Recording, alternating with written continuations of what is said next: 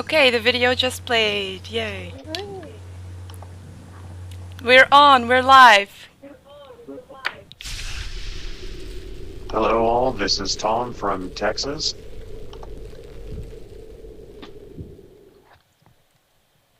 Helena. Okay, the video just... you.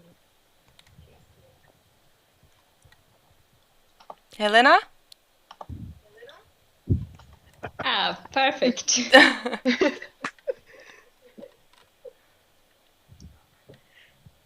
Did we lose Helena?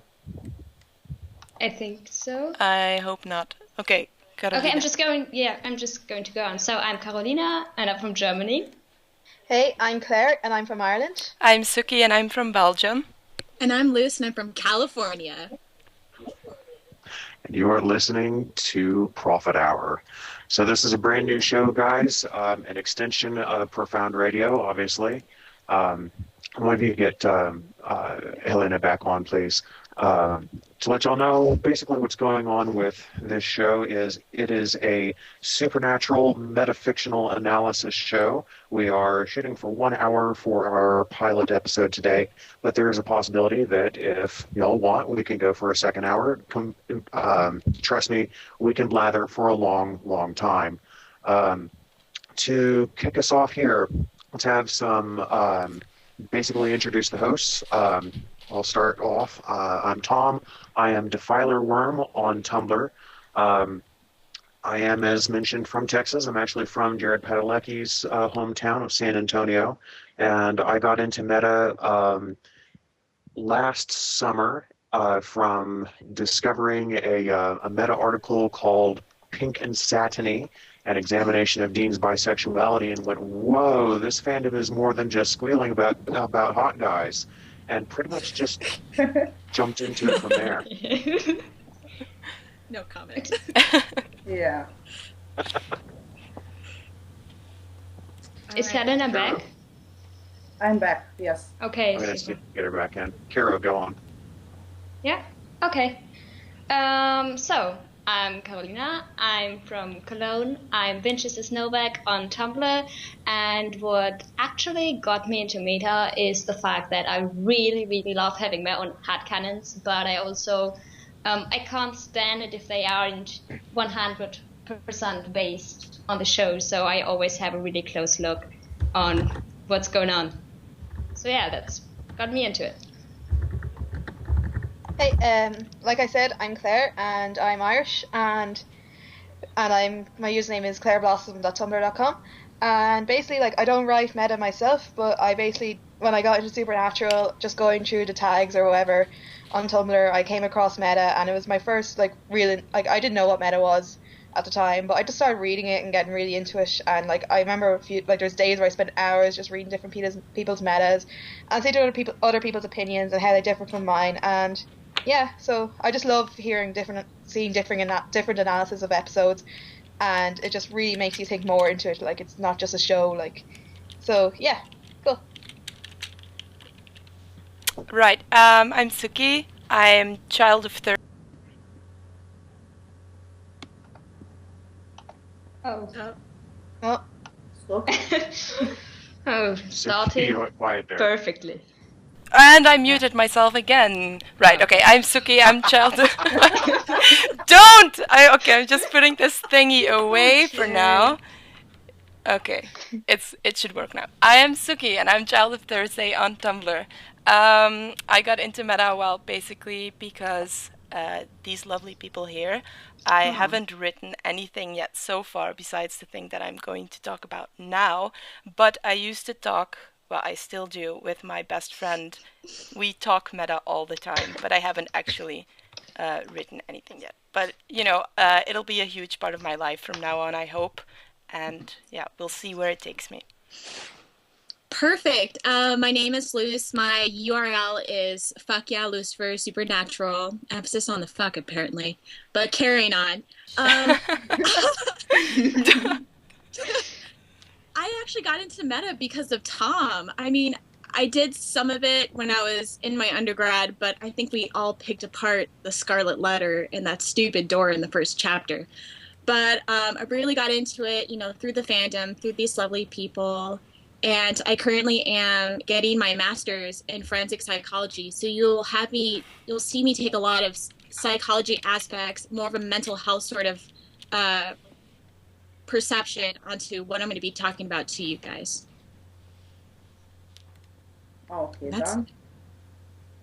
I mean, I can talk for more, but yeah, Zach. Okay. Hey guys, Carry, Rob. I am yeah. I'm going. I was supposed to be second, but my net completely crapped out, so I'm sorry about that. But I am Helena. You'll know me as celestinefae on Tumblr. I hail from Moldova, Romania, and I am basically a paranormal geek who loves to overanalyze on folklore and symbolism. And this is actually what got me into meta. It's not too interesting of a story. I can't even tell you by heart what the first meta I've written was, but my tendency to ramble and overanalyze is basically well known by now. I haven't written too much meta, but I've started to recently, so hopefully it'll go on as it has until now. Awesome. Fun stuff. So yeah, that's us. We will have links up on profoundradio.tumblr.com to our respective Tumblrs. And now that you know a bit about us, we're basically going to do some live meta essays, as it were. We're going to have about 8 minutes each, so bear with us. Since this is our pilot episode, we are still kind of figuring things out, but we'll try not to run over. We each have. This is also just to let you all know. This is not a spoiler-free show. We are going to be discussing things that have been announced for the future and for the most recent episodes. So all the way up through the most current stuff that has been announced. So if you want to remain spoiler-free, I can't promise anything. But anyway, kicking this off, my little segment here is going to be on Hail or Heil, the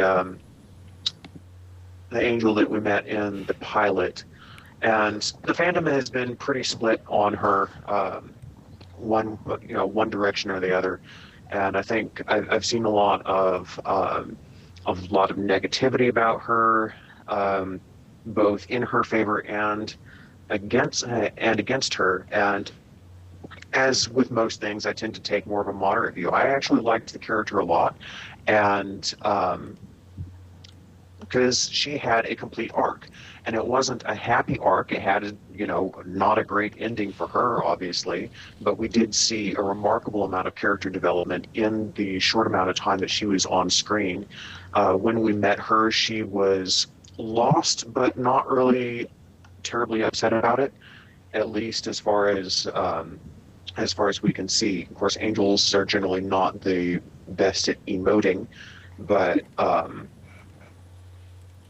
she's talking about the angels being terrified and lost and not really even sure of what their identity is, big buzzword for this season, trying to figure out who they are. And she finds Castiel probably by chance, not the best happenstance to ever happen to her. And she meets him, and through him she learns about the concept of free will, and how this affects her harkens back to Cass in season 4, I believe, when he was first really hardcore starting to doubt, and he begged Anna to tell him what to do. He didn't know what to do. Tell me what to do, and she says, "I can't do that." When Cass himself was organizing a rebellion amongst the angels after Swan Song, he told them all, God wants us to have free will, and they said, what does he want us to do with it? Because the way that they're created is that they're created with the potential for free will, but not the understanding that they can take it. Because the first time that someone among their ranks did make a decision, it ended up really badly for him. So they view that as an aberrant thing, and they just kind of forget that they have this option, that they have the option to have options. So we have Hale here, or Hale, whichever you want, and she learns that she can make choices for herself, that she can do things for herself. But the thing there is that she's like a child who has just learned that they have the option of getting things that they want. She doesn't understand the corollary to that, that you can't always have what you want, and that not everything is going to go your way. And like a child, when she discovers that, you know, she's made this decision, and in her mind, that's the way it has to be because that's what she wants. She doesn't understand that free will means deciding what you want and going after it, but not always getting it. You can't always have what you want, as the song goes, and again, like a child, when she doesn't get her way, she pitches a fit. And when it's a several billion-year-old being going, you know, I want something and I'm not getting it, I'm going to throw a temper tantrum, it's pretty fucking scary. So that led her to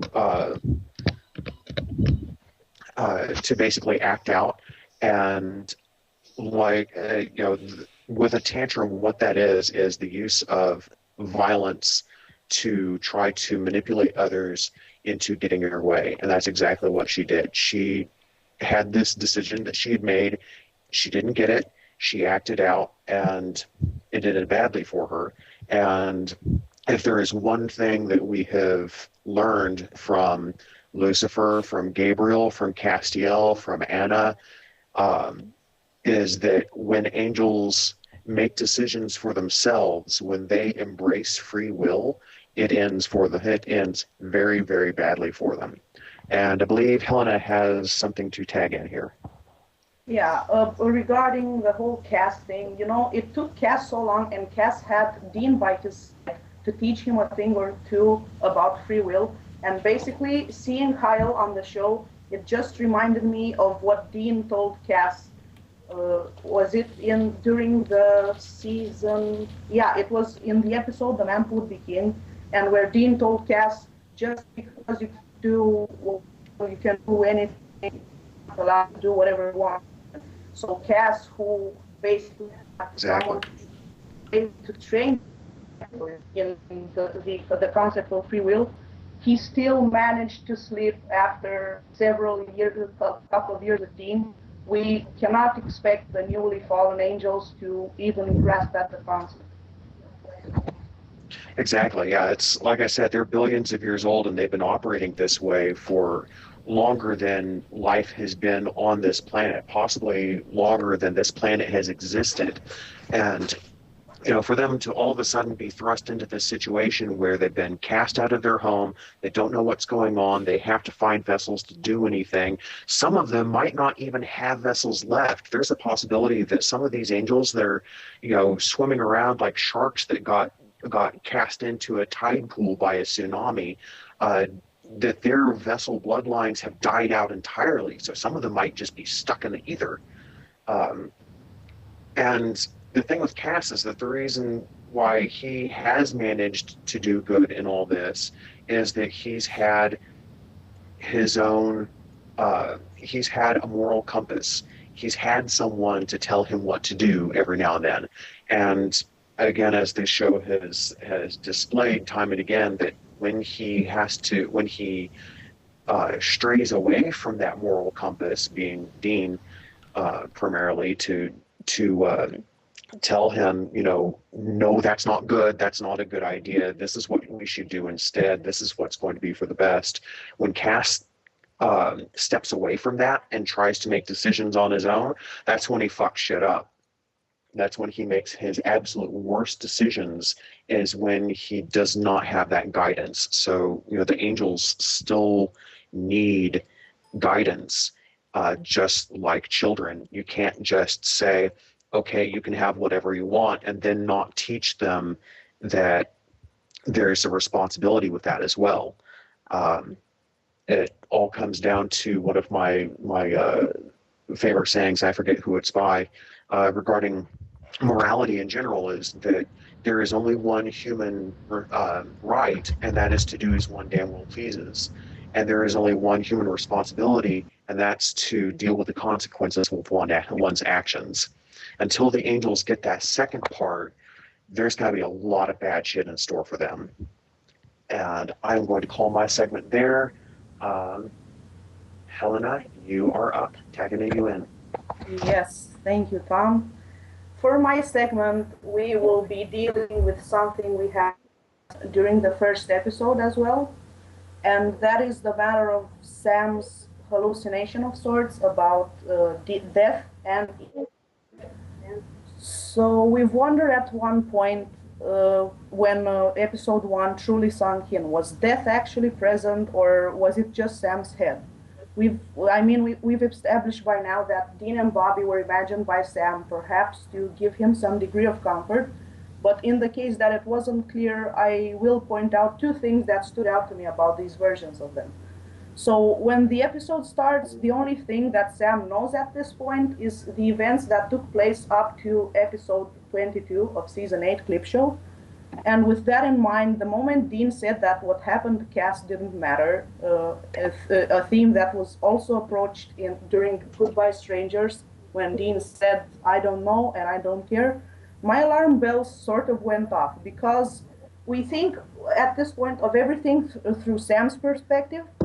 And last we saw, through his own perspective, Dean and Cass were in a huge fight, as seen in clip show, and he would have no way of knowing the conversation they had in the bar during Sacrifice, or what Dean's actual thoughts were. So if we are going to judge based on Dean's broken no Cass at the end of that episode, I'd say he would have very much cared about Cass's well-being. So moving on to Bobby, his entire stance on it was all a bit off to me. But the thing that got to me was Bobby saying the words, what you call dying, I call leaving a legacy. And looking back on all that was Bobby during this show, I do not think he would have ever said that when it comes to either of his boys. Because Sam basically wants to give up. And Bobby's words to Dean come to mind, because I promised you that I wouldn't give up. And then we finally reached death. And while I was glad that the character made a return, I still kind of doubt the veridicity of it all. If he was created by Sam or not. I mean, sure, we do have the small fake. We also have to keep in mind that Ezekiel is right then connected to both of the brothers' minds, and he knows just what buttons to press. So going back to Sam and Death's conversation, as much as I love the idea of a fanboy Death, the word exchange between them felt a bit surreal even by supernatural standards. And this in turn leads me to 6, if I can pick back your brains a bit, with Soulless Sam, he was searching for all the parts of himself so that he can get his soul back together. Because this is definitely a bit of a reminder here. I mean, first of all, we have Dean, who I believe is the part of Sam that is disappointed with his own willingness to give up. And this way, Sam pulls as much as he can on that last bit of remaining hope that he has. Dean's question, are you telling me there's nothing left to fight for or nothing left to hope for? Bobby, who is another part of Sam, a part that tries to somehow justify his wish to live for good this time around, and someone who tried to push the guilt away, the guilt that was caused, first part we mentioned above, which was Dean. And last but not least, or not is seen or interpreted as viewers will, but I will try to analyze both of those possibilities, because if death was another part of Sam in this instance, it would Sam's view of himself. It's interesting because out of everything that could have made its way into Sam's mind, death is relevant in terms of his sense of self-worth. Because think about it, at this point, God is still MIA, and don't even get me started on Lucifer.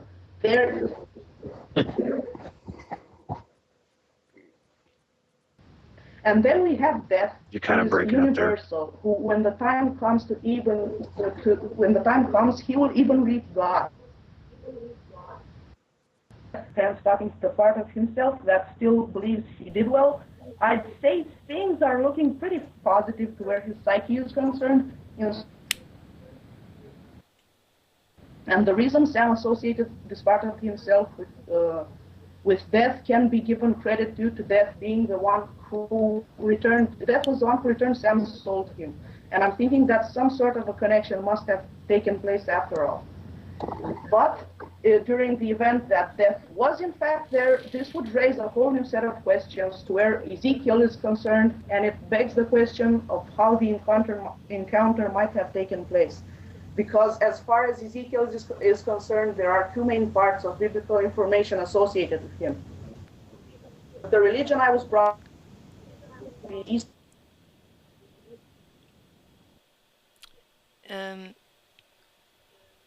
Yeah.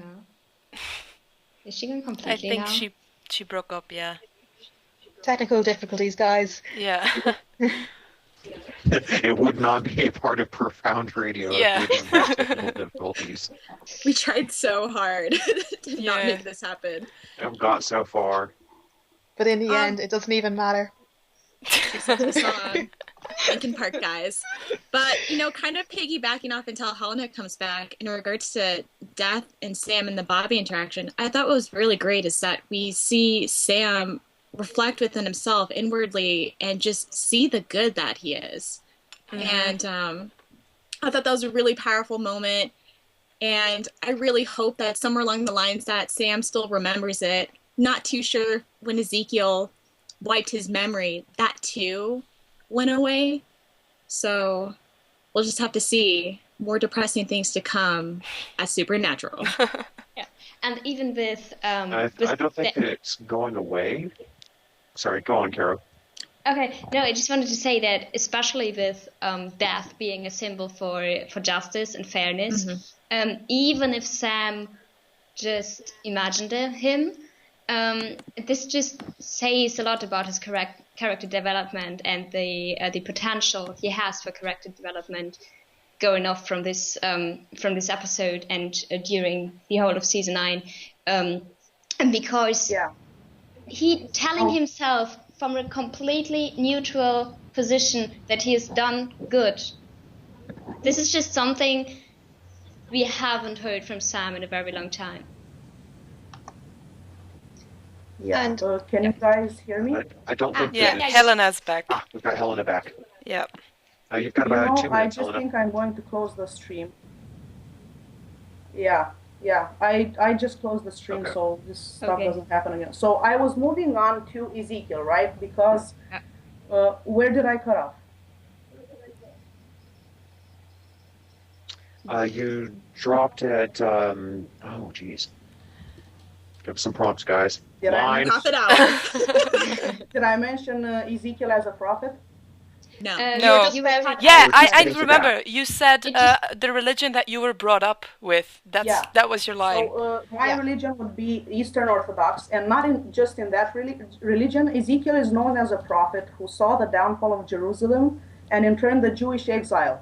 And I would be remiss if I didn't mention the interesting parallel I'm seeing here between what I just mentioned and the show's own heaven downfall and the angels being exiled.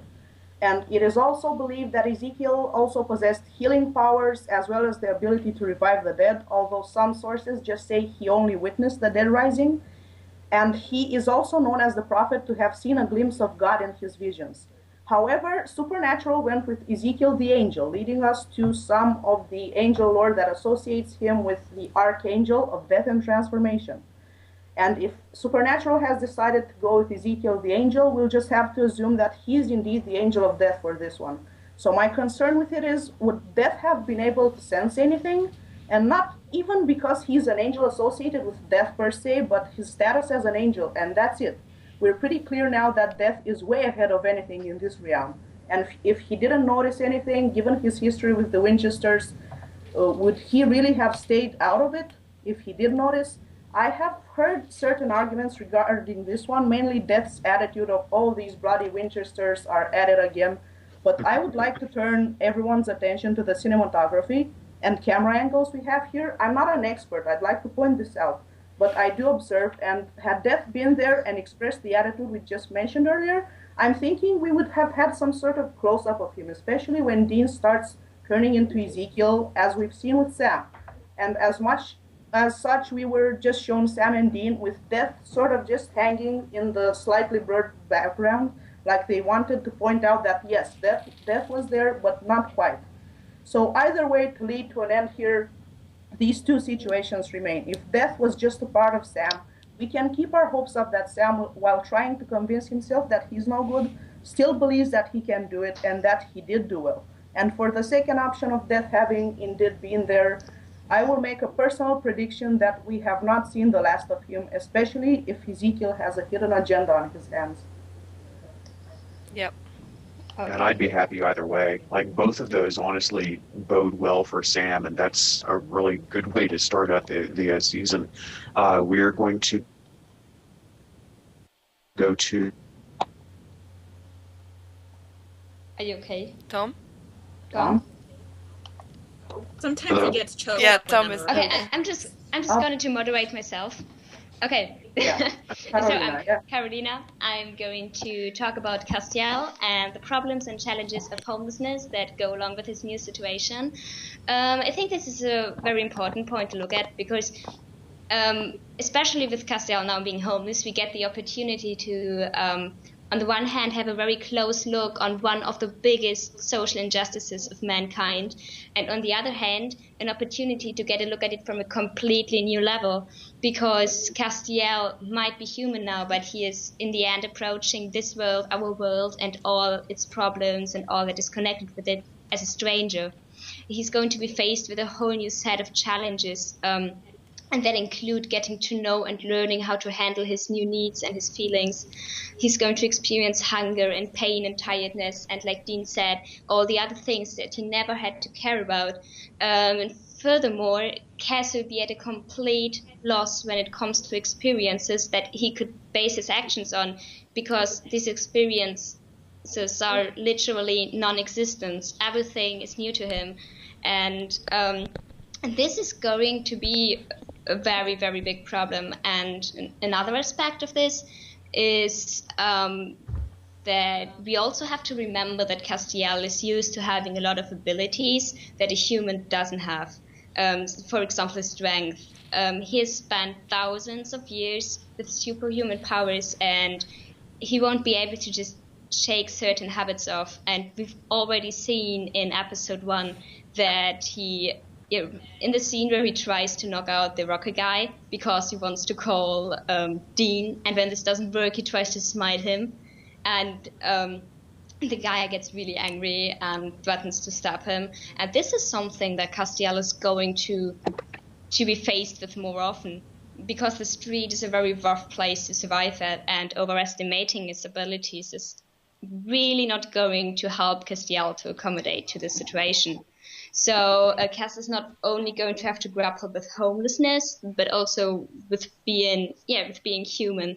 And on the one hand, we know that he has a certain knowledge of how modern technology works. Like, for example, the vending machine and the laundromat in episode 1 of season 9, and just little things like watching TV in episodes before. And of course, this won't help him a lot without money, but it might give him the impression that he is kind of prepared to get through on his own. And we've seen it all in the promo for the 3rd episode. He will be so disappointed and taken aback when he actually figures out that he has got pretty much no idea of how life as a human actually works. And but he's just going to have so many problems with stuff that humans think of as simple and self-evident. And then a big indicator for this is the toothpaste sequence, where he just squeezes all the toothpaste into his mouth, because he has got literally no idea how to brush his teeth. And I think that we can correlate his complete indifference to this whole process to hygiene in general. And hygiene, or the lack of it, is one of the most important factors when it comes to how other people see you and their first impression of you. And when we saw Castiel in the promo, he just gave off these vibes of a homeless person. And this is usually associated with a lot of bad stuff, and Castiel is not very likely to get any help from people. So I think it's very fair to say that he's going to start his new life completely lost. He's going to feel abandoned and helpless and lonely, and this really much isn't a good place to start from. Of course, we have to consider that Castiel is not completely new to being human, because he has experienced being powerless before, or at least nearly powerless, and the same goes for homelessness. Castiel has watched the earth for millennia. He knows what homelessness is, but nevertheless, this isn't going to change the fact that he finds himself in a completely new relation to the things that he experienced and things that he's known. I think this is going to hit him. Castiel is just going to think that he has experiences, and then he gets to know that he really doesn't. Because he always felt like some kind of stranger from heaven, but now he's in the situation that he feels like he belongs somewhere. And this is with the Winchesters, and he's disconnected from them completely. Right now he's got no way of getting in contact with them. So sorry, I lost my line. Moreover, Cass is going to be affected by the things that are happening to him with full force. Before he fell, it was just his vessel and the reactions of his vessel that weren't really connected to him as a being or to him as a person. And now he will have to deal with all the things that humans are used to deal with. For example, the release of hormones under certain circumstances. And given the situation that Cass is in at the moment, it's not going to be the nice kind of emotions that he's going to go through. Like I said again, he's going to experience stress, anger, loneliness, and above all else, humans are social animals. And with Cass being human now, he's going to start and crave positive contact, especially when he makes so many negative experiences. And this is going to include body contact. And I just wanted to say to underline the importance of body contact again, and that it was scientifically proven that small children die when they don't experience enough affection, even if they have everything they need to survive from a biological point of view. And of course, it won't affect Castiel that much, but it's definitely going to affect him. And adding up to this is the fact that homeless people usually organize themselves in small communities of families and friends, and Castiel has neither the one nor the other, so he's going to be completely depending on the kindness of other people and on the kindness of strangers. And while some of the promo pictures might allude to the fact that Castiel will have contact with some of the homeless people, this is probably not going to lead to the kind of contact that he's actually that he needs. It's not going to be the contact that he needs, and I think this might also be, or it's very likely that this is going to be the moment when April enters the stage. I'm not going to talk about this any further because I think that this would going to be too much. So I'm going to go on to the last part of my meter, and there I want to go back to the actual dangers and challenges of living on the street. And I think that we can't exactly determine how much time Cass is going to spend on the street before and after he gets to the bunker. And I would just assume that he's going to spend quite a while on the street, enough to get in touch with all the bad things happening. I think since the writers use Castiel's state as a human to explore humanity, this would make a lot of sense too. So Yeah, and during this time that he's going to be homeless, he's going to have to deal with various health issues such as malnutrition, lack of hygiene, as I mentioned earlier. And it also means that he's going to see and experience the worst of humanity, not only as an observer, as like all the time before, but firsthand. He's going to see egoism, violence, drug abuse, maybe even prostitution. And especially for someone with a heart as good as Castiel, this must be heartbreaking, especially because both humanity and free will that are so important to him aren't in the best place when it comes to homelessness. And adding up to this in general, the psychological impact of homelessness is going to hit Cass harder than any other person because he hasn't established any defense mechanisms. And now, finishing this up, I want to focus on two aspects of homelessness that gain a special importance when talking about Castiel and his experience. And the first one is the social exclusion that people living on the street are suffering. Now we have to consider how much Cass has actually done for humanity. He maybe often did the wrong thing, but he always meant well, and at least he always tried. And after everything, the one thing he gets in return is rejection. Can you imagine how depressing this must be for him and how worthless Cass is going to feel when he really experiences this? And he's going to be met with outright disgust just because this is what homeless people are unfortunately often met with. And I'm pretty sure that as a conclusion, he's going to transfer this disgust on himself and his self-worth. And yeah, I think you can all see, or you can all think yourself into how he's going to feel and how negatively this is going to influence him. The second point is that the loss of one's home is, even for humans, considered a sufficiently strong stressor to cause a trauma. And Cass is not used to dealing with problems like this at all, but humans usually are growing up to learn how to deal with things like these, how to deal with negative emotions, how to deal with failure, how to deal with rejection, and the emotional and hormonal impact that this has on the body. And we have Cass in a situation where he still has to find his place in this world and strengthen his identity. And in this process, Cass will have to ask himself the question, who am I? And he will, after everything that I just displayed, with a high probability have to answer it with, I am an outcast.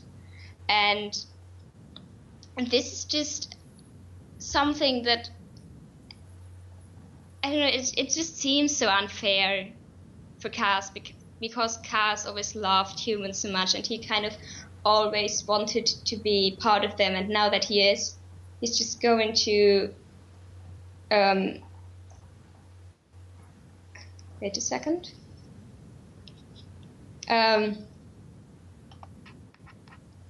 Is there a problem? Can I keep talking? Yes, it's yeah, fine. okay, just because, okay. Yeah, very good. Okay, so, and now Cass might have what he has always wanted, and this is free will, but this also means that he has no one to guide him anymore.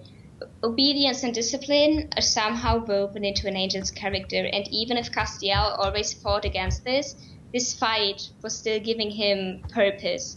And with this purpose just suddenly disappearing, Cass will be left without any form of guidance, without any form of a real goal to aim for, besides finding the Winchesters at this point. And combining all of these things creates an image of Cass who's just lost and abandoned in an environment that contradicts really everything he believed in and fought for. And these are the experiences that he's going to base all his further character development on. I think we just have to wait and see how he deals with this, because it's oh god, I'm hysterical here. Because he has just so many opportunities to deal with it, and I would say let's just hope that this is going to be a good way that he's going to go. Okay. Okay. I'm just gonna come in with my meta, and it relates a bit to Carolina's too. I'm just gonna discuss Cass's relationship with the Angels in the season and how it's changing and how it's gonna like develop throughout the season and throughout season 10 and stuff, because it's important, and he's human now, so the Angels are gonna perceive him in a different way, because like we know that like before Cass even like entered the show, that he was a pretty powerful and high-ranking angel in heaven. Like he was the captain of his garrison, and he was superior to like angels such as Uriel and stuff. So like he was obviously extremely talented angel for combat with and good at tactics and with a talent for command. So, but then like as we've learned in season 8, that like he's always been a bit of like a pain in the arse for all the other angels, because like Naomi said that she thinks he came out with a crack in his chassis, and that she's had to like delete his memory after like certain orders, so he wouldn't like so he'd stay quiet and like be subordinate to his be subordinate and keep in line. So like obviously like that happened, and like now after all the shit he's pulled throughout like the season with like God's and stopping the apocalypse and killing all half the angels in heaven or whatever, like the angels are pissed off with him. And if you put in their perspective, if you're angel, like if you're angel number 52 and you're trying to get about your business following orders, and Cass comes and fucks all this shit up for you, you have to think from their perspective, you're gonna be pissed off with him, like, because you were told the apocalypse will happen and everything will be great, and then Cass just completely fucks it all up. So and now that like all the angels have fallen, like Cass crossed the line a long time ago, even though he was trying to be good. So Cass crossed the line a long time ago, and now that he's human, he's so vulnerable towards these angels. And I think like in episode 1, we kind of just met the 3 types of angels that Cass will be encountering most. And we'll have like Ezekiel, which is, well, if Ezekiel's intentions are good, which is a completely different topic, but we have like these likes of Ezekiel or Samandriel who still believe in Castiel and admire him greatly, and think he's still the best option for heaven and as a leader. But I think like these types of angels will be like a small minority, because there needs to be conflict in the show to keep the plot turning. If all the angels were like oh yay, Cass is great, whatever, we wouldn't have like the show would get boring pretty quickly. So like the other 2 like types of angels would be like obviously our favorite angel, Tractor Angel, and the angel slammed Deans against car. These are just, there's no like guts about it. They are pissed off. They want him dead. Like they just want him out of the equation. He's fucked up too much. Like he crossed the line a long time ago. And can you still hear me? Yeah. Okay, sorry. And then we have Hale, which like they're against Cass, but like they know it's his fault, but they think he should fix it. So like Hale, like as soon as she learns like Cass isn't an angel anymore, he's lost his grace, she adapts and goes, right, I can fix this by possessing him. And like Tom said, like she's really childish, like, and she's never really, she kind of believes in Cass's message of free will and doing what you want, but she has no idea what to do with it. So like obviously like she's selfish, and she doesn't really put much thought into her actions, which is very much like what Cass did at the start as well, because like regardless of if he was influenced by the Leviathan or if he planned it all along, like he didn't put much thought into the God's DL thing. Like that didn't work out well for him, as we've all seen.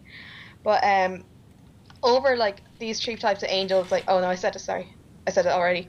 And because of these angels are out to get him, like, because Cass is human now, and like Carolina said, like he already has to deal with like being homeless, hunger, like being cold, rain, getting sick. Like he already has to deal with all this shit, along with like these really powerful creatures out for his, like, who want his head on a pike. So like Cass has to learn and adapt to do this. He has to learn to fight. Like, Cass went from being a superpowered angel, and now he has to learn to, like, you know, to be as good as, to be a human who is as strong and, like, you know, quick-willed and skilled as, like, Sam or Dean, to be up against these. So, like, he's not going to have his strength. So, and to do that against, like, you know, people who you used to regard as family is just, like, the emotional impact that's going to have him, especially now because he's human and his emotional senses. Cass's most emotional, like, Cass's emotional threshold was higher, like, was unusually high for an angel. But now that he's human, it's going to be, am I still on? Yeah, you're still on. Sorry, it just goes quiet and I'm really paranoid. Sometimes the background noise just goes away. And I think it's when Helena mutes herself. Oh, okay. All right. It is. Okay, sorry guys. I take the time. Just so, like, you know, where was I? I've lost my train of thought. Oh yeah, his emotional threshold as an angel was unusually high. Anyway, so now that he's human, it's all, like, gonna build up, and for him to have, like, this really conflicted relationship with people he used to think his family is just gonna be terrible on him. And just so I don't, like, go on too long and cut into people's time, I'm just gonna, like, you know, very shortly mention that, like, Cass and Ezekiel will be very interesting to see, especially because, like, I think most of us all agree that even though we know Dean is going to turn Cass away from the bunker in episode 3, it's going to be most likely Ezekiel's idea. Like, you know, and Ezekiel will probably play it off, like, you know, he's doing this to keep himself and keep Sam safe. But, like, with Cass still being an angel and he still has some, like, you know, angel radio, he can possibly hear Ezekiel's thoughts and his true motives, and he could be a danger to his underlying agenda if he has one. Like, I want to trust Ezekiel, but, like, you know, I can't trust him. And another one should be interesting to see, seeing as we saw those photos with Jared and the guy who plays Metatron on set. Like most of the angels want Cass's head, pure revenge.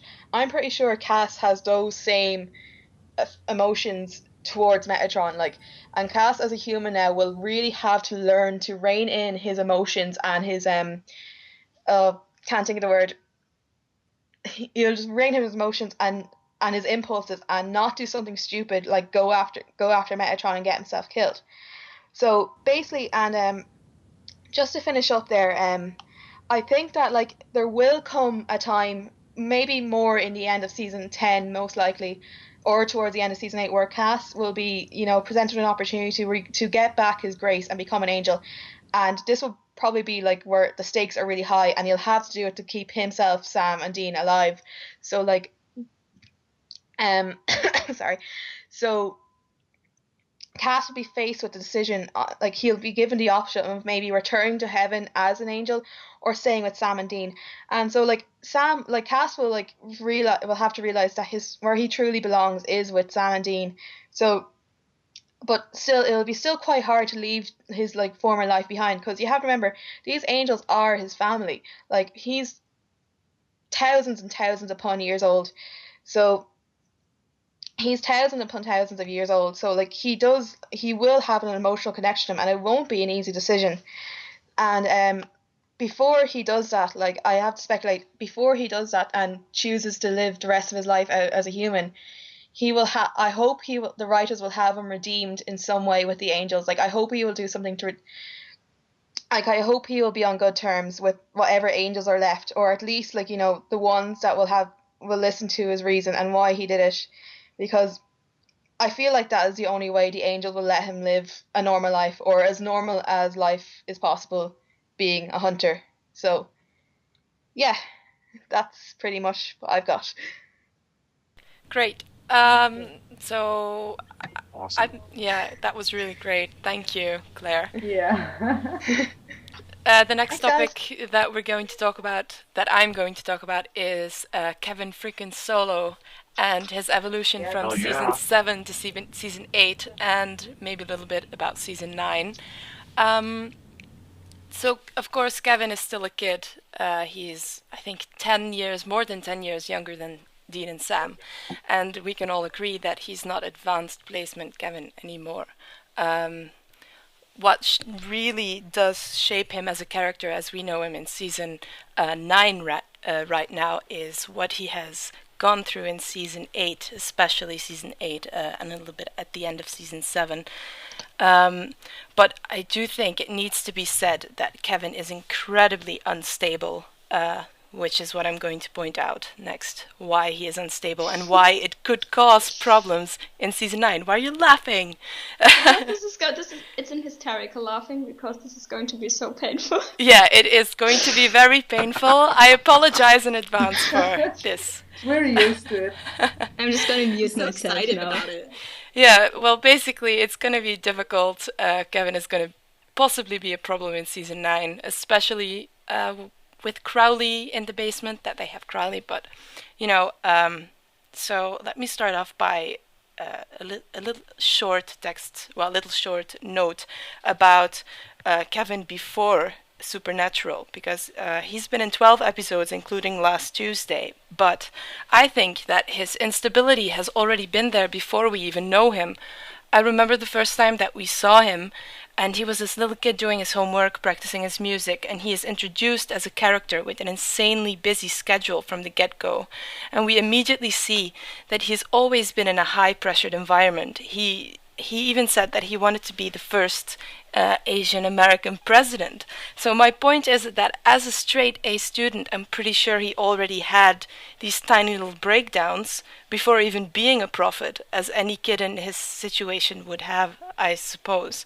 And then in season 7, when we get to know him, he goes from this one high-pressured situation to another, now being a prophet. The only thing that really changed is the people around him, the people he's influencing, because before, he only was responsible for himself. Now he's not only responsible for his own life, he's sort of, in a way, responsible for the entire world, being a prophet, carrying that weight along with Sam and Dean, which is horrible, but okay. And in season 7, we perceive him as a kid who freaks out about this responsibility that he suddenly gets. The first episode, he's like, what's happening? I'm sure we all know the GIF, whatever, about that. And at the end of the season, when he's kidnapped by Crowley, he manages, for the first time, he manages to keep calm and escape on his own. He gives up on finding Sam in the beginning of season 8, and he learns to survive on his own. And these things, like the transition between season 7 and season 8, is like the first step for Kevin growing into a mature adult instead of being a kid as we first perceive him. And then season 8 starts, and we see him as living with his mom, still needing his mom at that point. And when they get their tattoos together, he's screaming his head off. And I think we can all agree that we don't think he'd do that anymore after all the torture in season 8 that we saw him go through. Again, sad. And there are 2 episodes that I want to go into a little bit deeper. It's episode 14 and episode 21 of season 8, where it basically revolves a bit about Kevin.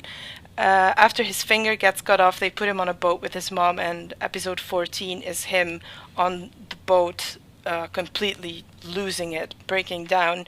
We learn that he sent his mom away. He doesn't sleep, or he barely sleeps, just a few hours a night. He eats nothing but hot dogs. I mean, geez. And aspirins, just takes aspirins to get through the day, to get rid of the headache of his sleep deprivement. It's horrible. He works, he's stressed, and he's under pressure from Sam and Dean.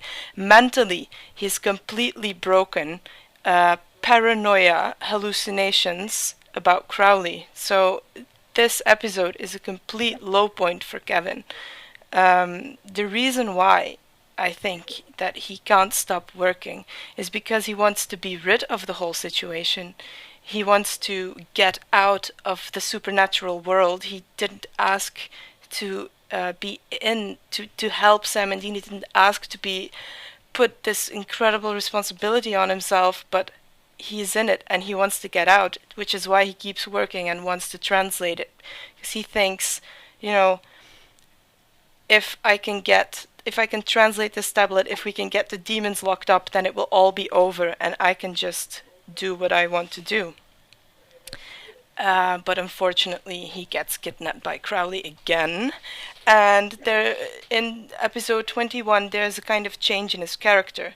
Because for Sam and Dean, who haven't seen him in ages, they go into the boat and he's gone. And they just say, oh, the little kid took a run for it. But, you okay? And then... and when they see Kevin's video that he emails them in episode 21, he says, I won't break, not this time. And he's undergone a lot from Crowley, and he probably didn't break. And the real reason why I think he didn't break, and why Crowley had to put the fake boat, he had to put this hallucination there, is because of Kevin's mom.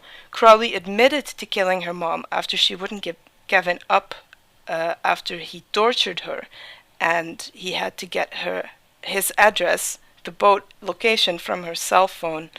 And I think that little fact just made Kevin go like, okay, screw you, Crowley, I'm not breaking, I'm not telling you anything. And Crowley also said that he erased Kevin's short-term memory, so he'd have no recollection of being kidnapped. So I think he possibly tortured him first, didn't get anything out of him, and then erased his short-term memory using a spell or something to put him in the illusion of the boat. We don't get a transition between the episode where he gets kidnapped and this one, but my headcanon is a little bit of, that he did get tortured, but that he wouldn't give up his location, because Crowley's go-to is always torture, and he's always gotten stuff out of Kevin, threatening him with his mom, but now that he killed his mom, there wasn't anything for Kevin left to be threatened with. Really sad. I think if you imagine season 7 Kevin in that situation, it would have gone quite differently. And the sad part about it is that he never had any direction coming to this personality. He barely saw Sam and Dean. He barely saw Garth, because we never saw Garth. He was always gone. Kevin said, oh, Garth is gone for a moment. He was alone. His reality was brought to him. In this situation, he had to do it all alone. And I think quite possibly, probably, he also blames himself for his mom dying, because he sent her away willingly. He said, I have to do this on my own, go away. And then she got killed, or so Crowley said, because, last episode we got some different information. So another reason why he's incredibly unstable is that he always wants to stop, he always wants to go away, but then he never does. He changes his mind all the time. He has these little breakdowns, but then Sam and Dean give him a speech and then he's back on their side. In the season 8 finale, Cass gives him this really hard speech saying, you're always a prophet until you die, and so forth. And Kevin seems to listen to him. But at the end of the episode, we see that Kevin was just getting ready to leave when the angels started falling, and he got locked up in the bunker. So he didn't even listen to Cass anymore. He thought, they're not here anymore, so I'm getting out. Yeah. Claire, if you want to say something. Right. Yeah. Actually, I need to jump into just a sec here. We are at our 1 hour mark. Asking the audience here, we actually still need to get to Luce's thing, and I think we're going to have a bit for like 3 of us have stuff to jump in on that. Are you all okay with us going over time? No, we have to wait 20 seconds. Wait for it, yeah. Yes. In 20 seconds. Where's MC? 20 seconds I was later. talking and I didn't. I was talking. Oh. I see a yes. Yes. Yeah. Okay, I'm seeing yes. Okay. Go overtime. Okay. Did anyone So want to we're say going something? Yeah. into Yes, Tom. I the was. Daily Double. Yeah. The only thing So, I still had left to Lucy, say was about season 9. But if someone wants to say anything, just go ahead. No, we'll give you a couple more minutes on this one. Go for it. Yeah. Well, the only thing that I was still going to say is just a little bit is that I think basically what I just proved my point that he is unstable and he's going to want to get out and he's going to be influenced by Crowley, even though he didn't, because Crowley is Crowley and he killed his mom and he doesn't believe him. But if there is something else that could give him the possibility of getting out, he might take it. Especially because Dean gave him the whole speech about that he is family now and that they need him. And Kevin started crying. I think that he really started crying because he's thinking like, I'm never ever going to get out. Although, he still has Dean and Sam. Even if he doesn't have his mom, and losing his mom was incredibly hard. Crowley, I think someone in the chat just said that Crowley said it to manipulate him, which I think is completely right. But even if he didn't say it to manipulate him, even if his mom is still alive, I don't think they would bring her back because she is, a complete liability. She can be used against Kevin all the time, and Dean being harsh on him was the only way to go to keep Kevin safe and to keep him, in the bunker where they can protect him. Yeah, that was it. Who was first on wanting to jump in on that? Was that Claire? Me! No. Oh. Go for it. Not my turn yet. No, go ahead. Go ahead, Dom. I was just going to point out that through all of this, it really shows Kevin as a parallel for Sam and Dean, in that he was, he had a life before, and through a traumatic supernatural experience, he was brought into this life, and he had to grow up way too fast. He was 16 years old when he was called into being a prophet. So now he's like 17, maybe 18. And I think I'm saying there's much to point out here. He wanted to get out, but he was dragged back in. He wants to have a normal life. Hi, Sam. And it's used against him. That happened to Dean as well. And you can say, oh, it's bullshit that he was manipulated and so forth by the Winchesters, but they're speaking from experience because this has happened to them over and over and over again. And they're trying to spare him the additional pain of trying to get out of that life when they know that you really can't. It's a long drop with a quick stop is what the hunting life is. Once you're in, the only way out is death. Straight to 6 foot deep. Yeah, I agree. And what I wanted to say on this one is that Kevin is not just we don't just see Sam and Kevin. We also see Dean. Kevin, I think, is a perfect mix between Sam and Dean because, like Sam, with the whole Azazel mess, he lost his girlfriend and his mother to Crowley.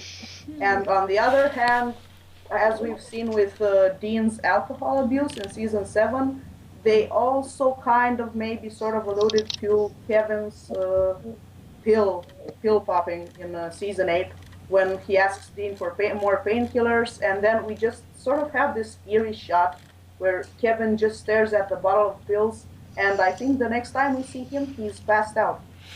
Or am I wrong? No, you're right. No, that was good. And Basically, he's just a perfect mix of Sam and Pill Dean. suck. Yeah. Basically, long story short, Kevin's life sucks. Yeah. Exactly. But let's keep positive, I hope he has a happy ending. Yeah. Wow. So, speaking of happy endings, let's talk about consent issues. Oh, Yay! Such a happy subject. Luce, I was so disappointed you didn't end up with a dick joke. Oh, wait. Trying. I just have to give this one real quick. From a really great comment from Black Eye in the chat. Crowley is Kevin's Azazel. Oh, Yeah. that's Yeah. deep. Yes, That's deep. I believe that Balls deep. But it's true. Yeah. it is true. Oh God. All right, consent issues. Go for it. I'm Okay, so awesome. sure. All right, so sadly, this topic is not happy at all. So hold on to your tissues, hold on to your little blankets. Sadness is coming your way. You're welcome. So, for the consent to be meaningful to an individual, whether it's to medical treatment, sex, or letting an angel in, the individual must be able to understand the information he or she is given, which must be sufficient for him and her to evaluate the available choices and feel that he or she is free to make that choice. So when there are issues in consent, there's an issue in the respect for autonomy, and respect for autonomy acknowledges the right of an individual to have control over his or her life. And in this matter, especially in the first episode, including the decisions about how his or her life should end. So in season 9, in Robin Thicke's Blurred Line song, we face a recurring theme of consent issues. In the past, we've seen issues with consent in the possession of humans from demons, angels such as Zachariah and Michael towards Adam, and in engaging in participation in events and more. And specifically, in the beginning of season 9, we see the issue highlighted predominantly between Dean, Ezekiel, and Sam. But before I even begin discussing this highlighted issue and really get the tears flowing, I'm going to begin with other issues of consent seen in episode 1 and 2. And after this, we'll tackle and lead into Sam and Dean's relationship. But first, let's talk about the angels. So angels have been personified as one of the few species that requires consent to inhabit another. However, the manner in which angels have achieved it has not always been free of coercion. Just like Zachariah bribing, threatening, and using other methods of coercion to get Adam and Dean to say yes to Michael, we've seen the physical nature of consensual issues in the first episode of season 9. And so Tom talked about it with Hale and Castiel encounter each other in the first episode, where the two decide to travel to the Grand Canyon until Dean tells Cass to make it to the bunker instead. Hale picks up a wood plank and hits Castiel in the back of the head, where we later on find him in a car heading to the Grand Canyon as a captive against his will. And also to sort of add upon it, and something we'll talk about later, is that Hale speaks of the both of them becoming one, and that Castiel is a powerful vessel, and he doesn't really have a choice about what's going on. So, with issue of consent in regards to Hale and Cass, is certainly bloody. What needs to also be noted is that it took violence to remedy this lack of consent. It took crashing a car and slingshotting Hale out of the windshield, leading to her eventual death, to solve this problem. It also escalated to violence to get Castiel to do what they originally agreed to, travel together to the Grand Canyon. So what I'm trying to stress upon is when consent is not given properly, consequences are sure to follow, often to the person gypped of the ability to evaluate the situation and give a decision freely. So while Hale did die, we also have to remember that Castiel suffered tremendous results due to this encounter. Physical assault, he had to kill his own sister and come to a hard realization that he may not be the suitable candidate in helping and guiding his brothers and sisters. And so, going on, we also seen, issues with consent is mostly predominantly seen in demons who don't need a yes to shove themselves in. We see in episode 2, demons simply shoving themselves in new meat suits without any sort of conversation needing to occur in the bus. And this isn't new information. We've seen demons do this consistently throughout the season, and we've seen the suffering and damage it does upon its vessel during possession and after possession. And a point I want to bring up with demons is the conversation between Abaddon and Dean. Certainly through the previews, there was a certain sexualized charge between Abaddon and Dean's interaction, and I've seen an influx in Abaddon and Dean shipping. Now, seeing the fullness of the scene, Abaddon threatening and ready to tear Dean's anti-possession tattoo off and possess him to kill babies and drink blood in the glorious name of Satan, yours truly, there is nothing that should be glamorized or romanticized about this. This is a being, regardless of whether it is supernatural or not, threatening to push itself onto Dean without his say and abuse the autonomy of his body. So the question is, so what makes Ezekiel so different from Abaddon? And there's a lack of consent on Dean's part when he proves approves of Ezekiel to do what is necessary to save Sam. Ezekiel shows Dean and us, the audience, what is occurring in Sam's head. Sam is currently having a conversation with Death, doing the last-minute touches of their conversation, but also in the closure of Sam Winchester's life. Sam is ready to move on, having found closure and relief in his conversation with bits and pieces of himself that represent Bobby and Dean. However, Dean is not ready to move on without Sam. And in the recent episode, Ezekiel claims that it is because of Dean's love that he said yes to this arrangement. And while this is a crucial part in the episode about Dean and his perceptions of love, what should be taken from the situation is that he passed the responsibility and the consequences of this consent issue drama fully onto Dean. Now it is Ezekiel said yes to the situation. It was following Dean Winchester's wishes, rather than Ezekiel being a co-conspirator and influence to Dean and with Dean.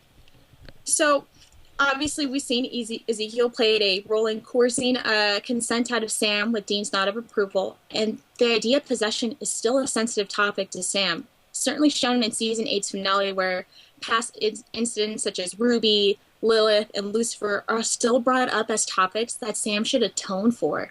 And coercive consent is shown the minute Ezekiel affirms to Dean that yes, Sam would never say yes to him, but he will say yes to Dean.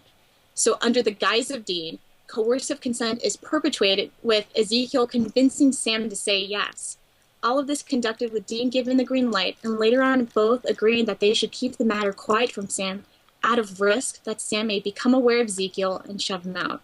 So what should also be noted, once again, is that Abaddon referred to Dean as a powerful vessel. So we see this prevalent theme that we'll later on talk about. But Sam Winchester is this powerful vessel, and we've seen what Hale would do, what Abaddon threatens to do to keep these powerful vessels under their thumbs. And the question is, will Ezekiel even give Sam up when the time comes? Will he continue to wipe away his memories? And hey, ignorance is bliss. So I do want to enjoy this Ezekiel and Sam arc. It really is kind of cool, but I cannot get over the fact that Dean helped Ezekiel trick Sam into this arrangement against his will. An argument has been made that Sam is happy, so it's okay that Ezekiel is possessing Sam. No, it's not. Not only is the sense of happiness manufactured by Ezekiel, being happy does not make dubious and lack of consent okay. And, I was sort of thinking that if the writers wanted Sam to live, they could have written a different situation with Sam weighing his options and deciding himself to letting Ezekiel help him. So obviously how I took this is that this is an issue that Supernatural also really wants to address here.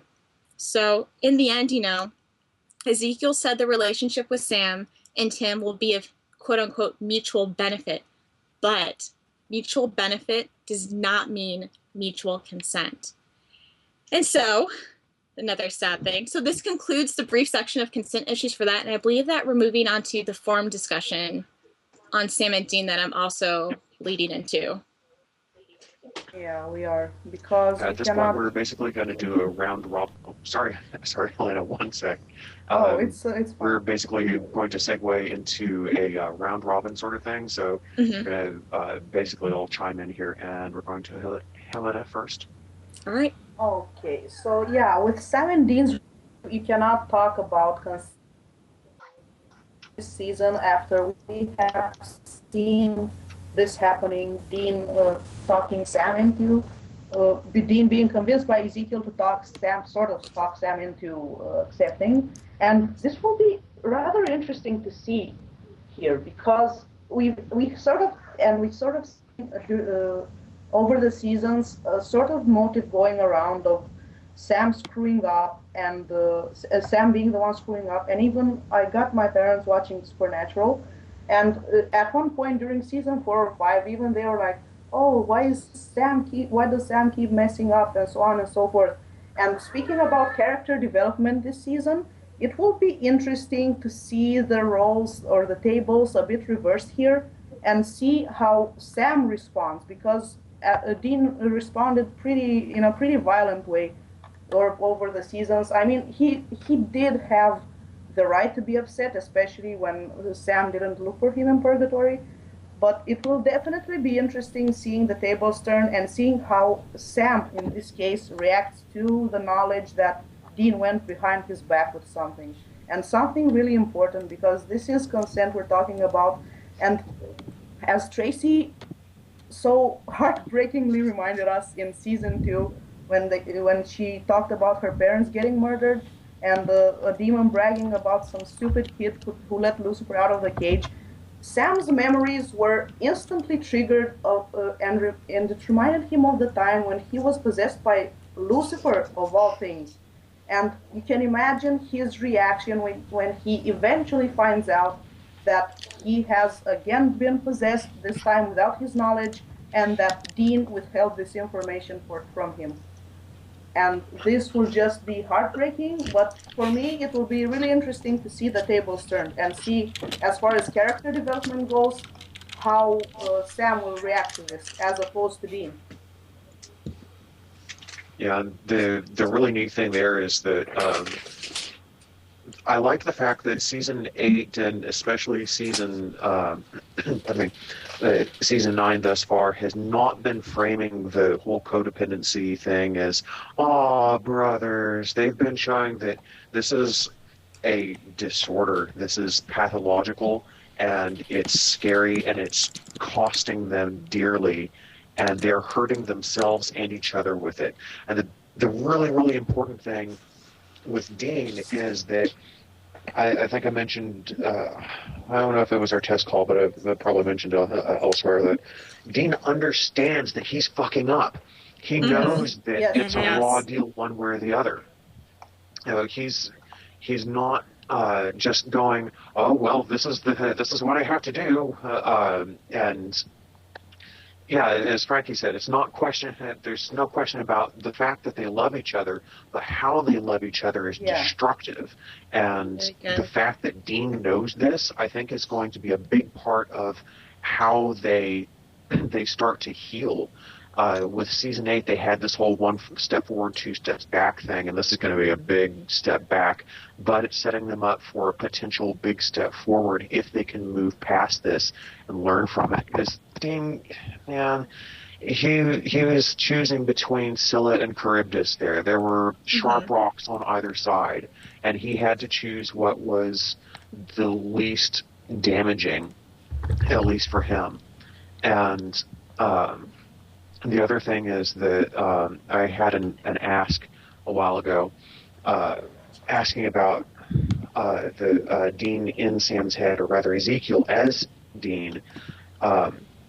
It's fascinating to me that, you know, we go on about Dean being the codependent one and Sam largely being interdependent, but Sam has a bit of that too, and the fact that Ezekiel was able to use Sam's impression of Dean being so distraught over losing him that he would be willing to keep going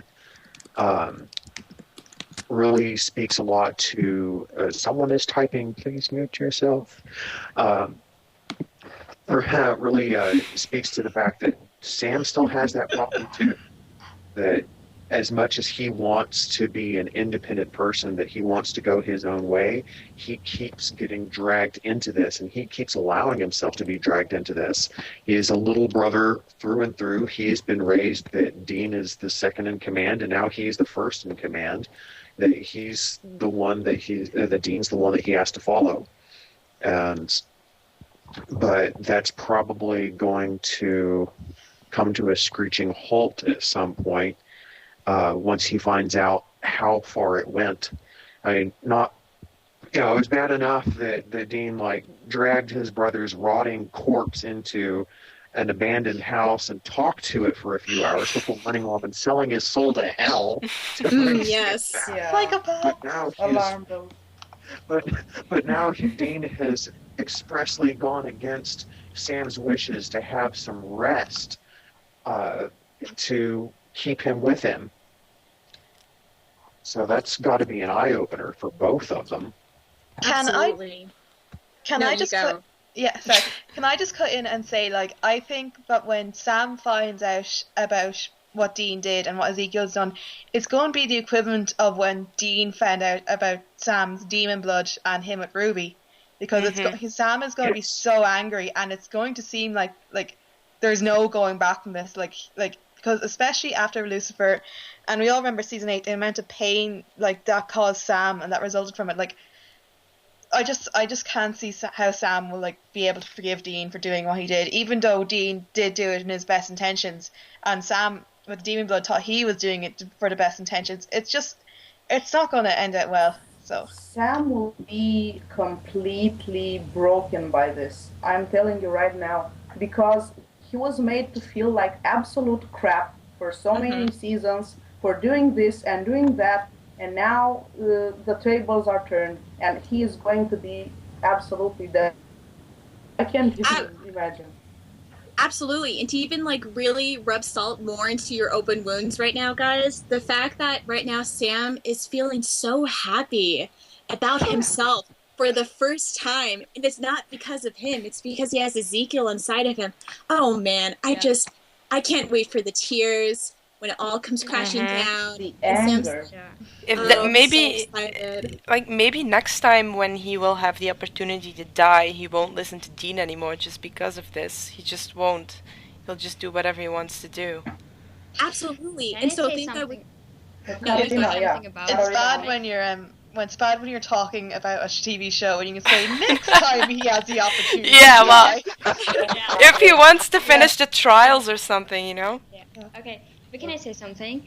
Yes. I think that Sam, actually, with the whole codependency thing, of course, Dean is the one who is more codependent, but I think that Sam has this problem that he's just highly pressured in Dean's presence. I mean, we saw at the beginning of season 8 while I think it was pretty out of character, but Sam didn't look for Dean in Purgatory, and I think this just shows that when Dean isn't there to talk Sam into stuff that he might want to do, might not want to do. So if Sam's completely on his own, he could go on. But the moment Dean comes in and talks to him and says things like, "Man, you can't make this decision because you can't leave me alone." This is something that is highly manipulating from Dean's side. And I think that this is something that's, I hope that they were going to address this too during season 9. And another point just regarding Ezekiel himself, like if he does have an underlying motive, whatever it is, if it's not in favor of the Winchesters or even is, we know from season 1, I can't remember what episode, but they mention angels, like demons and people in just general are really open for possession when people are emotionally compromised. So if Sam is just like so angry and so upset at Dean, Ezekiel could just say, right, this is my time to shine, and just take over completely. Like it's there. I think Dean is on extremely shaky ground.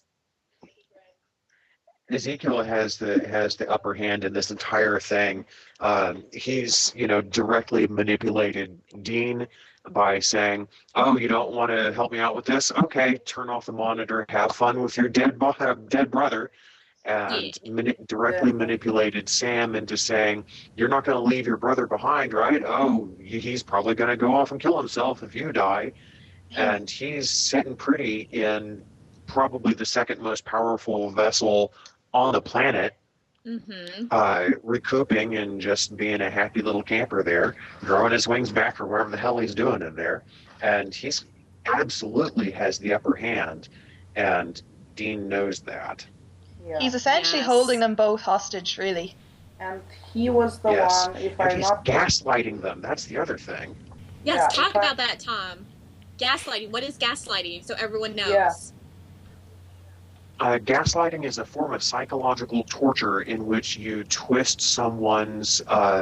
it's also psychological abuse, but it's bad enough that it counts as torture, in which you basically treat someone like shit, and then if anyone else is watching, you act like you're best buddies to cause the victim of the abuse to doubt their own perceptions of reality, so that they think it's all in their head.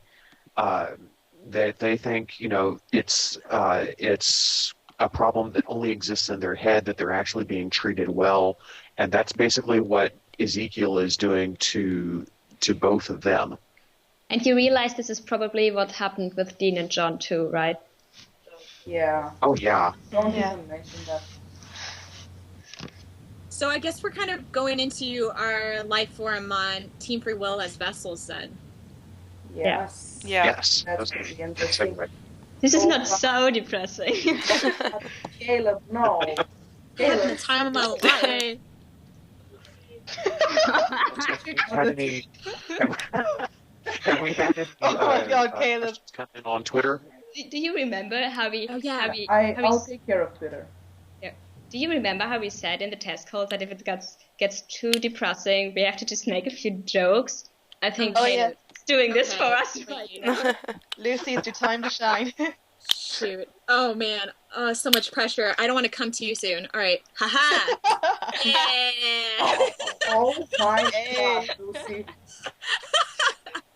Didn't see that one come. For anyone who's not in the know, dick jokes are Lucy's specialty. Yes. Yes. It's definitely on my resume. But It lightens up things. I mean, have you guys heard what we've been talking about tonight? Yes. We need a dick joke. I'm sorry. oh my god. Jokes. I think all I have to say with my fellow hosts is Jared on a trampoline.gif. You know what, Tom? Hitler and Jesus. Hitler and Jesus. Noah, Jesus, OTP for life, guys. Yes, yes. Oh. No. Can you please stop? Oh, Yeah. can I tell my Oh God, moving on, please. no, no. Vessel. Okay, just a quick joke. This is the best joke. Okay. All right, what do you call a computer that sinks? Guys, don't answer it. Adele! Get it? Get it? Oh my god. Oh, yeah, that's Oh, Christ. Can we just agree we need to move on to Okay. powerful vessels of supernatural? So what's next, guys? forward. Well, let's go about 15 minutes on the vessel thing. Absolutely. Okay. Well, obviously, we talked about Ezekiel being incredibly clever. I am so impressed with him. He has managed to sit himself very nicely in Sam Winchester, who is one of the most powerful vessels. And he's even wiping his memory clean, so continuing to give Sam this illusion that everything's all right as he's riding around being possibly getting stronger, healing, etc. And certainly with Abaddon and Dean episode, seeing that we see that Abaddon recognizes that Dean's a powerful vessel, and what's stopping her from possessing him? Most of all, what's stopping Cass from being possessed? And I'll leave it all to you guys. Yeah, I wanted to mention something here beside the chat going insane about Bible fanfic. It's the fact that in It's a good this story. case with we started with the original theory in Supernatural of Sam and Dean being the two mighty vessels, Sam for Lucifer and Dean for the Archangel Michael. And what's interesting during season 9 with what you pointed out with Abaddon wanting to possess Dean and Ezekiel wanting to possess Ezekiel already possessing Sam, is Yes. that if they go about the lore that says Ezekiel is actually an archangel of death and transformation, he has that much power on Sam's body, and the same with Abaddon, because Abaddon is not just a regular demon; she is a knight of hell. So this is kind of interesting to play out because we had the Archangel Michael and Lucifer, and now we have two beings maybe not as powerful as Lucifer, but if they're playing out Ezekiel as an archangel, definitely a parallel to Michael, and Abaddon being Knight of Hell is that much more powerful. So I think Ezekiel is going to have that much more control over Sam if he is allowed to stay in there for a long time. Absolutely. I just want to say something about And Ezekiel. as far as Okay. Yeah. I just wanted to say that with Sam being such a powerful vassal, even if Ezekiel's, even if his intentions are completely good, and this is referring back a bit to the constant thing that Lucy talked about, this is just so not okay. Mhm. Even if he's a good person, and I just taking advantage of someone like that, because I mean, Sam really has, Sam has got nothing to say in this matter, and they all can't decide that they were powerful vassals, and they just kind of become like a stone in a game of powers that they don't really can control, because when we talk about how they fought against angels, how they fought about demons. I mean, Dean only got away from Abaddon because Ezekiel pulled his mojo. So I think if this wouldn't have happened, Abaddon would be in Dean right now and would possess him. Right, and the whole thing with Sam here is, going back to Sam, is that he actually, because he was aware of being possessed by Lucifer, when this happened, he was able to latch on to what Dean was talking to him about. He was able to latch on to that part of him and actually take control over Lucifer. But we're treading on dangerous lines here, because if Sam doesn't even know he's being possessed at the moment, it could go terribly, terribly wrong. Can I just say, just regarding Ezekiel, even though he does have the advantage here in this situation, possessing Sam, who is someone who has he has taken control over from Lucifer. So the fact that like Ezekiel is deleting Sam's memory and, you know, making sure he doesn't any remember this, because I feel like if Sam does find out prematurely about Ezekiel possessing him before Ezekiel is like ready for it, I think that puts Ezekiel in a dangerous position, like in a dangerous position, because Ezekiel is a not so powerful angel in a vessel designed for the second most powerful angel of in existence. So just weighing up between Sam and Ezekiel, Sam does have some chance, but the odds are stacked against him. Yeah. And on the cast side of things, actually, I'll start with Dean. I'm just going to mention that I found it very interesting that that Abaddon referred to Dean as a vessel. None of the other demons, and correct me if I'm wrong here, but none of the other demons that we have seen from first half of season 1 on have ever referred to their hosts as vessels. Right. So Yeah. Meat suits. I don't know if that was a continuity error, because honestly they've been pretty decently good with the continuity. But aren't Night of House fallen angels? I don't know. And Night But of I House. think the fact that she referred to him as a vessel points to the fact that they probably are. In Right. the Bible and stuff, Abaddon, I'm not sure of the Bible, but some religious text, Abaddon is mentioned as one of the angels Yeah. that fell with It's Lucifer. helped Lucifer. So I don't know whether that's canon and supernatural or not, but it would be an interesting take if they decided to do that. I Absolutely. am dying to know if Azazel and Alistair and Abaddon are actually ex-angels. That'd be amazing. something that they'll probably never tell us one way or the other, but it's pretty cool. Even if they could hint it and just leave it to our own interpretation. Give us an idea, guys. Oh, and guys, what about the possibility? And I have seen this going around. The possibility of Cass getting possessed by a demon before, at least before getting an anti-possession symbol. And if any of you have read up on demonology and lore, it's clearly mentioned over there that in a case of a possession, the demon is most likely to choose a host that is very emotionally compromised.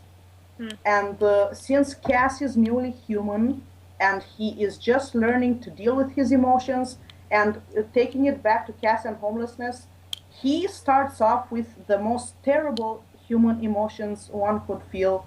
He is homeless. He doesn't have the brothers with him anymore. He does not know what to do with himself. And just that horrible mix of emotions, I think he would most likely make the perfect host for a demon, if that were the case. And this just breaks my He would heart. be even worse. Yeah, mine too. And he's Yeah. actually pretty well suited to angelic and to being a vessel for an angel too, because he's inhabiting a body and he's no longer has his grace to power his angelhood, but he basically has a body that was designed to be the vessel of a seraph, which is a powerful fucking angel. Not like archangel high. There are plenty of things higher than them, like the top tier cherubim, for example. As far as Supernatural's lore goes, I have to point out. But yeah, he is the body that Cass now has is a powerful vessel. Yes, and I think Absolutely. it was Hyle who mentioned this. That Yes. he does have a powerful vessel because that's why she intended to occupy it in the first place. Absolutely. And another huge thing is that Castiel is really at a huge disadvantage because he doesn't have money to even pay for a tattoo. He wouldn't even know where to go. And so we really do see that he really needs the Winchesters, Team Free Will, in his life because he is completely vulnerable and open to any sort of damage and possession to be had. Yeah. Yeah, don't you think that Dean would, make sure that he has the tattoo or something first before sending him away next episode? Because Let's He's just fucking hope so. better. He's If better, he yeah. thinks about this, the question is if he thinks about this because Cass never needed it, and It might I occur think to him. it hasn't really. Dean hasn't really realized yet what it means for Cass to be a human. I don't think Yeah. he did either. I don't think he did either. I think the turning point will He's so used to being. He's so used to being. To being protected, yeah. and Cass just not having to deal with this. I think he would just forget about it. Dean's turning point Oh, will most likely be episode 3 when Cass obviously gets stabbed and he will realize that no, Cass cannot heal anymore, and I think he'll realize afterwards.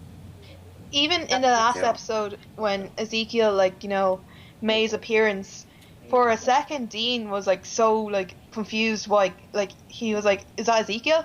Because for a second he was expecting Cass. Oh my So god. the full reality of that Cass is human, that he can't just zap in and save the day, hasn't really dawned on him yet. Because, and And it this- hasn't. Go, Tom. It hasn't dawned on him that he said he knows how to get in touch of us. He can take care of himself. Dean is still stuck in this mindset of Cass as a hyper capable person. he's a big boy. Yeah. Yeah, Cass is a big boy. He can take care of himself. If things go south, he can get in touch with us because he's accustomed to Cass being able to get himself out of this sort of shit, at least as far as physical threats go. I think he understands that when it comes to more moral choices, that Dean really needs to step in and tell that boy what to do. It hasn't occurred to Dean yet that Cass doesn't have any money or any clothes or any food, because he never had to think about that stuff in regards to Cass, because he's always just Precisely, yeah. use his mojo to sort out whatever he needed. He's still sort of on the mindset that if angels try to care, it just breaks them. Yeah. And and first and foremost, he needs to understand that Cass is new to, and they have some experience. Both he and Sam have some experience with how messed up human emotions can be, especially in their situation. So Dean has to realize this. I hope he does. Some experience, Helena. Yeah. Some. God. we need to cheer up. Seriously. Yeah. Well, for a break in that, I'd like to talk a bit about show structure. Just for those of y'all still sticking with us, thank you so much for tuning in and staying through. We are still going to go a bit longer. Tweet us questions at Profound Radio or send in asks to profoundradio.tumblr.com. We are actually going to run polls because starting next week we are going to have an additional segment called a lightning round where we take the most popular question that we've from that poll, and each of us is going to get a bit of a very quick, unprepared meta-analysis on that topic. We'll just go pretty quick. And I'm basically going to put all these girls and myself on the spot and say, hey, what do you think about this? And get some quick answers. And then the second most popular from each poll will roll over to the next. So if you really wanted us to address something and we didn't get to it, you're going to have another chance the next week. And then we will also have a couple of options that relate to the most recent episode. Now, once we get into the hiatus, of course, we'll have things from all nine seasons and so forth. But yeah, send in your questions and we will chatter about stuff. So we have about 18 minutes to go.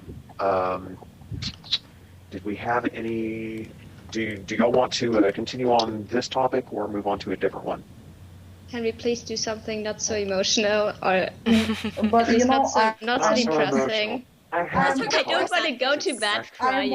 I'm all for that, but this is supernatural, honestly. Unless we get back to talking about Bible fan fiction, this is not going the positive way. We can talk about Bible fan fiction. Yeah, I know we can, but Tom loves Bible fan fiction. Oh my God! Don't you even just foams from the mouth. I'm staying out of this one. But something happy. You know what? Dean in previous episode, Dean has been really complimenting Sam, being more attentive to Sam. I don't know if it's because there's Ezekiel being present and he's sort of like keeping an eye on him, but it's really good to see some happiness for 30 seconds. Yeah. Yeah, I mean, Yeah, to see him defend Sam, and it wasn't. We tried to be It happy. wasn't. Yes, it wasn't. I'm trying to think of something happy. I can't think of anything happy that happened. Caden's saying we should talk about Charlie. Actually, has a good. Supernatural. Oh yeah. Let's do Charlie. Talk about Charlie. Yeah. Episode 4 Yeah, looks this so is cool, Charlie. guys. Charlie, yes. Yeah. Happiness. Someone Guys, asked for baby Okay, but have can I a just home say now. That's Can I just say one thing about Charlie? Yes. It's not. Yeah. It's not Maida-like, but it's seriously. I don't know why. Maybe it's just a fashion freak in me, but it bugs me so much that she's always like wearing pink clothes. Doesn't this bug you? No. Because of the red hair, and I always. Oh, gosh. yeah. I that's- was No, Felicia I'll Day is be- beautiful. I- and that's what she does. I thought you were. those pictures, and I think, what is this? I thought you were personally offended. Like, no, I don't like pink. Felicia I Day think- from on Supernatural wearing a potato sack and not having showered for 3 weeks, and I still think she's amazing. So She is amazing. I love her. I would have loved seeing Charlie with the new haircut in season 10. Are you Yes. kidding me? we might. She could be on I there. want her to have a love interest so badly. Yeah. Just like maybe something But that's just. honestly, I think the fact that she's, so brightly colored gives her a really neat contrast to the setting itself and to the other characters who tend to be very, well, as Amelia put it, dressed like drifters or white supremacists, sort of, scary country boy type things. Like Kaylee pointed out here, even her plaid coat is pink. She's a very, even though she has the bit of darkness to her life, she's an extremely positive character and a very positive force, and that comes across in her very 80s, 90s get-ups. This She horrible, really is. horrible sea of Don't white diss the pink plate, Tom. that thing she's wearing.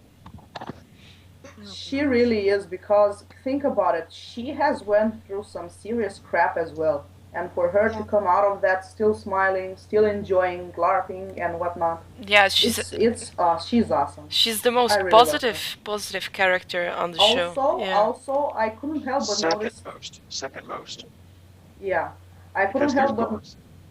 Oh God! Oh man! You know, I don't understand this. Well, first of all, I need to before I lose my train of thought. I couldn't help but notice. Maybe I'm being a little bit too optimistic because I want to see the bi pride thing everywhere. But I did notice the pinks and the blues in Charlie's plaid shirt, and I was so happy. Yay! Also about Garth, I don't understand why. Some people are not. I can understand not getting attached to Garth, but from my point of view, seeing Garth with those puppy eyes and no hate, saying no hate, I just love Garth, and I really want him to make another appearance. Garth is one of those that grows on you, and I really enjoyed what they did with him in season 8, and I hope that they do make good use of him in season 9. It's still my hope that what actually happened with Garth, and obviously it was an issue of they didn't have DJ Qualls contracted for that much, but pardon me, they don't have him contracted. That's the extra thing going on there. But it's my hope still that what's actually going on there is that he took Linda Tran and went deep under the radar. That they just disappeared off the grid, and they're off in an RV or something. But yeah, he can be annoying, but I mean, you have to admire someone who is so positive that a vengeful spirit looks at him and goes, I can't tap to this. I have nothing to work with. Yeah, I mean, that's huge because that coin literally affected everyone, and then he just bends down and picks it up, and you just gotta love the guy eventually. And not love him, okay, if you find him annoying, but just give him that peak of victory because he could not be taken over by that vengeful spirit. Mm-hmm. Yeah. Garth's been on a hunting trip and he has been home in a few days. Garth. Oh no. Oh my god. Yeah, this was supposed to be happy. Yeah, you made it sad again. Quick poll of the hosts here. What are your stances on the Chuck is God thing? Personally, I say that since that's what Kripke said, that's what it actually meant. But what's your take? Wow. I'll be honest. I'm not making any speculations or predictions. I'm just going to talk about it not subjectively, but from my own point of view. It's a kind of situation where you go, yes, I do want him back, but no, I don't, because if you bring him back, if you really go that far as to bring God in the equation, you can bring all sorts of powerful things and get into biblical mythology as much as you want, but bringing God into the equation would be, would be a storyline that would last an entire season, because we've seen how they prepared this season already with 2 main topics, Metatron and Ezekiel and so on. But God is just such a big subject to take on, because even Jared and Justin during their interviews, when they first got into biblical lore, said, man, this is not what we signed up for. So bringing God into this equation, everything. They really, if they do, they would have to think it through, and a lot. Well, I wouldn't mind seeing him return just at the No, I wouldn't. the I final wouldn't. episode of the final season, just Yeah. just with no lines or something, just seeing him Yeah. I standing want to see there. him showing up with death. Yeah, or Oh. yeah, that would be Oh. good. And And have, just want- and have Death reap him. Yes. Yeah. I just want to see like yeah. Sam and Dean's reaction to finding out that Chuck was God, of all people. Just I'm going Dean's to be reaction. honest here. I'm going to be honest here. I think that the writers kind of stomped onto their own feet when they decided to keep Supernatural going for longer than season 5. I mean, I love the turn the show has taken again since season 8, but in the end, Swan Song was such an amazing episode, and it was just such an amazing exit for Chuck, and it was kind of diminished by the fact that they then went on and made another season. I get what you Do mean. you know what I mean? Yes, And definitely. Yeah. Yeah, that's a big part of why I think the Gamble seasons stumbled so badly.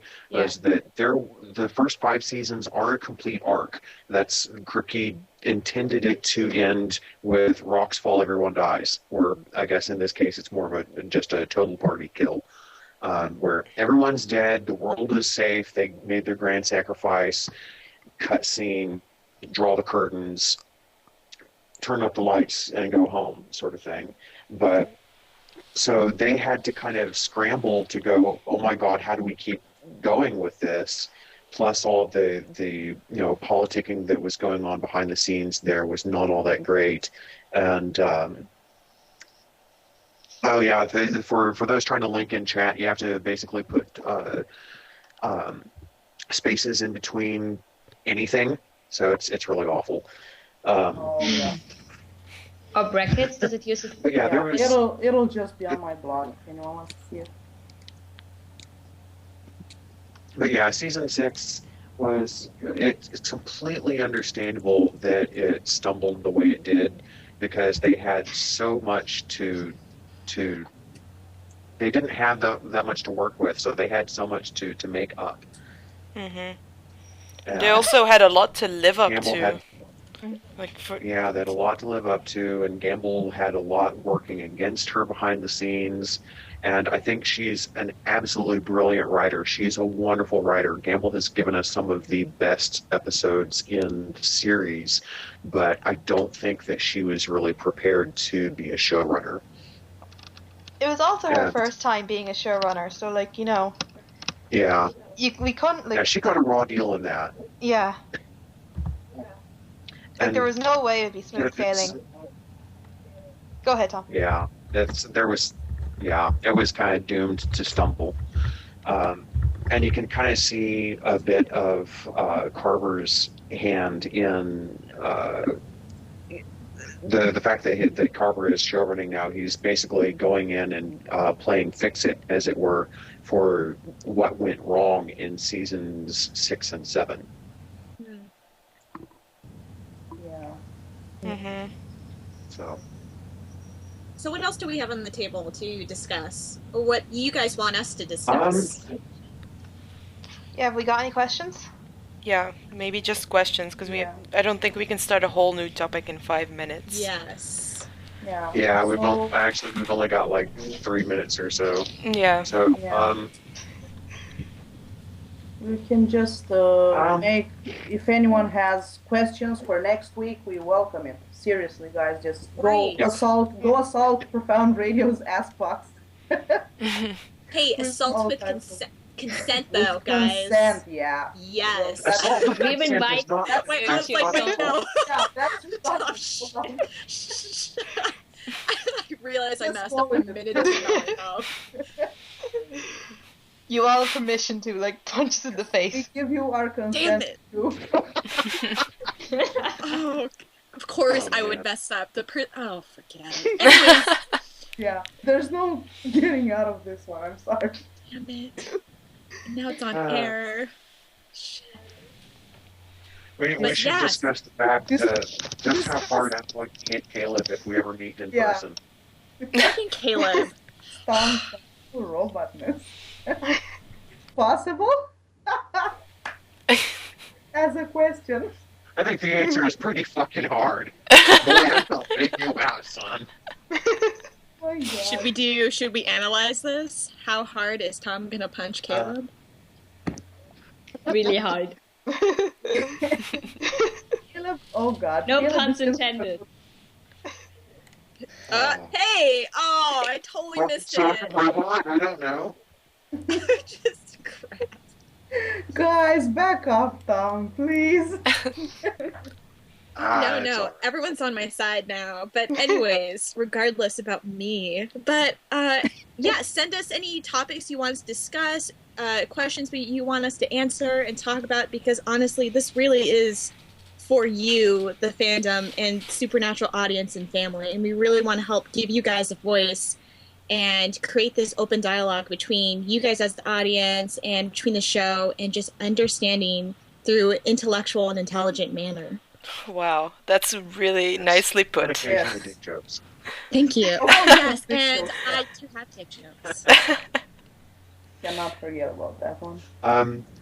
As we're wrapping up here, I'm going to shamelessly plug the fact that I run a Monday Meta Digest. I troll through Tumblr, various tags and so forth, and find some of what I personally think are some of the best meta posts that other people have made, and compile them into a handy-dandy little master post type of thing, and those go out on Monday afternoons. I kind of switch back and forth between 4 and 6 Central.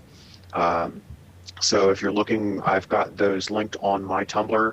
If you want some other people's meta, really, really awesome articles to read, or if you're looking for meta writers to follow, I've got rec lists for that as well. I am not sure when we're going to have the poll up. We'll probably post about it in Tumblr, and that's of course going to be on the Profound radio website, profoundradio.com. Yeah, check it out because it's new. Yeah. Yes. Check out the It looks really awesome. Yeah. It's so pretty. It is. And you have to see the photo for Lucy. It's the best one on Oh, there. yes. She She's is a babe. Oh, I recommend it. I'm blushing, guys. Oh, we're going to push. No. Oh, and check out Maple's post of all the girls demonized, because we all look really hot. Oh, yeah. Oh yeah, Yes. Oh yes. a boys one coming up The soon. Halloween special, yes. Yeah, so thank you guys for listening. Yeah, thank Thank you. you. Yeah, for thank you so staying much, with us. guys. Yes. So Wait. once again, thanks. Go ahead. Wait, okay, so You got something? spoiler alert? Are we going to do the spoiler alert thing? No, not yet. Oh my damn. God, go for it. No, I'll wait. Oh, Go ahead. Well, we're at 5:59 my time, so I'm going to wrap this up once again. As they said, thank you all very much for making our pilot a success. We will see you again next week. This is your Prophet Hour radio team signing off. bye, guys. All right, bye. Thank you. Everyone dies. Goodbye. Bye. And now the weather. It's tearing up my heart.